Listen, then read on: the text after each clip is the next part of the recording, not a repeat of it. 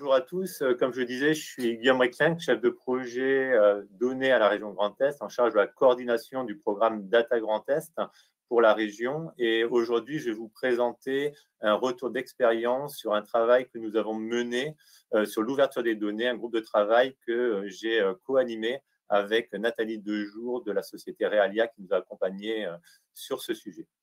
Donc, en guise de première introduction, simplement rappeler que l'open data est un élément stratégique pour le Grand Est et un axe stratégique pour la démarche Data Grand Est. Et c'est pour ça qu'en 2022, nous avons fait le choix de mettre en place un groupe de projets spécifiques sur ce sujet, en partant notamment d'un point de départ qui était l'enquête Open Data qui avait été réalisée par le groupement Data Publica et qui nous a bien servi pour lancer cette démarche. De façon à être opérationnel, nous avons fait le choix d'une donnée particulière, les données de budget, des budgets des collectivités. Et pourquoi ces données? Tout simplement au départ parce que ça nous a semblé un sujet, si j'ose dire, facile. On verra par la suite que ce n'était pas vraiment le cas. Mais en tout cas, c'est une donnée non géographique avec un fort enjeu politique, des solutions techniques disponibles, notamment un standard publié au niveau national, un standard CSV pour structurer les données, des outils de conversion du format XML totem dans lequel sont les données budgétaires vers le fichier CSV et des outils également de validation. Et on s'est dit, ça sera d'autant plus simple que finalement, on pourra aussi s'appuyer sur un retour d'expérience puisque des collectivités ont déjà publié leurs données budgétaires. Alors, avant de rentrer plus dans le concret des réalisations, quelques chiffres sur le travail, sur ce groupe de travail. Il s'est déroulé sur 2 années. Nous avons animé 13 réunions. 15 structures ont participé à la démarche avec 20 personnes impliquées, dont, il faut le souligner, 2 élus qui ont participé à plusieurs réunions. Et nous avons également organisé plusieurs réunions avec des acteurs nationaux ou des acteurs régionaux hors Grand Est pour compléter la recherche d'informations et l'actualité sur le sujet. D'ailleurs, je souhaite remercier tous les acteurs qui ont participé à cette démarche pendant les 2 années, qui ont permis de produire les résultats que je vais présenter d'ici quelques minutes. Alors, avant de parler des résultats, évoquons rapidement également la feuille de route, qui est une feuille de route qui a été construite de façon collective lors des premières réunions du groupe de travail, avec 3 objectifs principaux.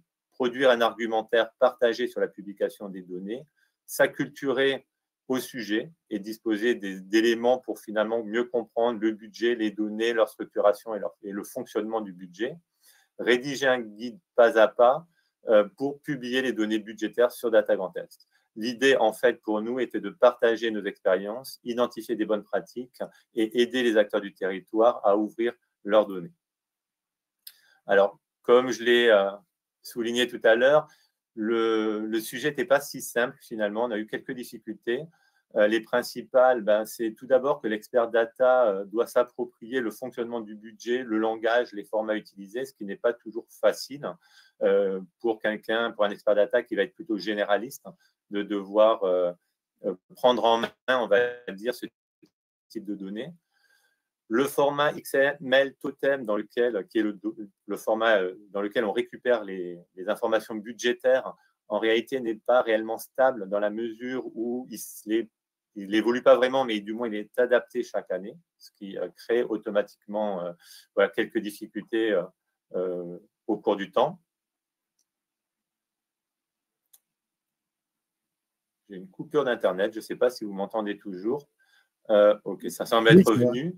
Donc, la 3e difficulté, c'est que le standard et les outils proposés finalement ne suivent pas ces changements. Ils sont adaptés uniquement à un budget par fonction et non par nature et ne sont pas adaptés aux nouvelles évolutions budgétaires, notamment le compte financier unique qui est apparu en 2023 et qui va se généraliser à partir de 2026. Enfin, sur les outils, des contraintes sur la validation, puisque finalement, les outils proposés étaient plus contraignants que le standard totem lui-même. Donc, on avait des rejets massifs de validation en général lors de nos tests. Et enfin, sur la partie retour d'expérience, on s'est rendu compte que la majorité des collectivités qui publiaient leur budget soit ne suivaient pas le standard national, soit ne validaient pas leurs données, ce qui aussi nous a amené à réinterroger finalement notre façon de faire et les objectifs initiaux qu'on s'était fixés. En termes de résultats et de production, tout d'abord, ce travail nous a permis d'avoir des échanges très constructifs entre partenaires.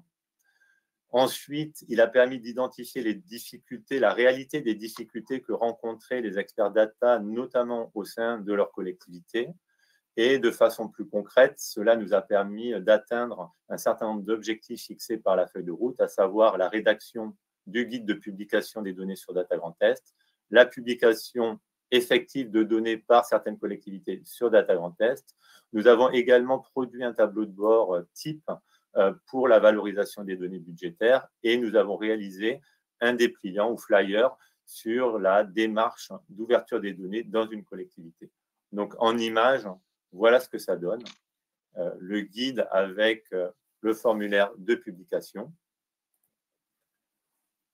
Une copie d'écran où on voit un certain nombre de données budgétaires publiées par des collectivités.